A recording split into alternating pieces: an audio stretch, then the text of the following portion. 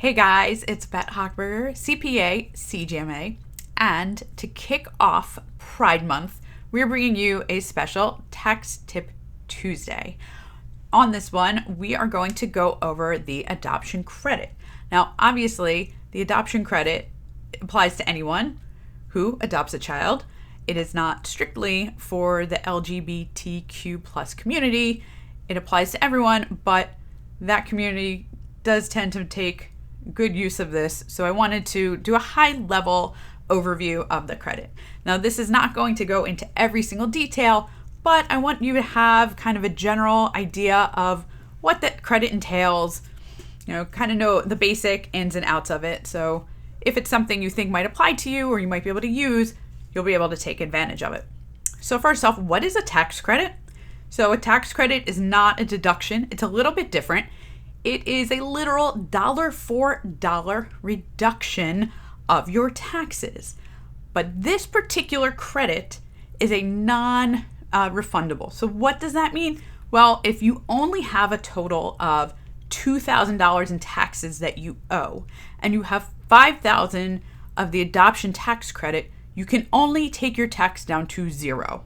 You cannot generate a refund based on this credit, but you can carry it forward. So if you don't use some part of it, you can roll it forward, use it the following year.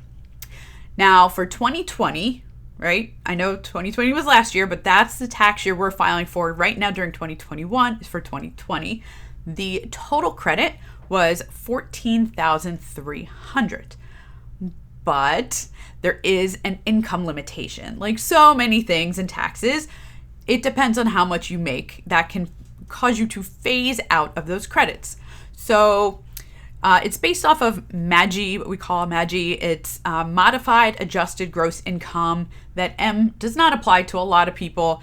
You can kind of just think of it as your adjusted gross income unless you have a really complex tax situation.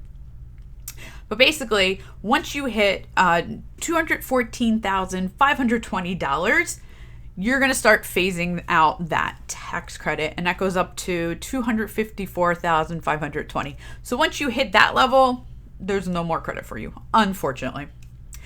So what do you do with this credit? How do you figure it out? What's the timing? Anybody who's adopted a child or has tried to go through that process knows that it's not fast, right? This can take years. Sometimes it works, sometimes it might not work. And there's a little bit of leeway here for this tax credit. So you have to think about a couple of different things. When were the expenses paid, right? Is this a domestic adoption or a foreign adoption? And is it ever finalized, right? So there are some things that you're going to have to take into consideration when you're looking at this. Also, what kind of costs can you cover? So lots of legal fees, right? There's court costs, attorney fees, all those kind of fees qualify. Anything that they consider reasonable and necessary, which is very vague, but kind of common in the tax world.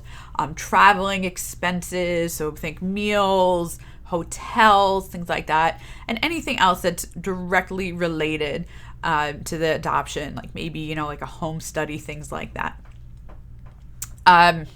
What else? So domestic adoptions, let's start there.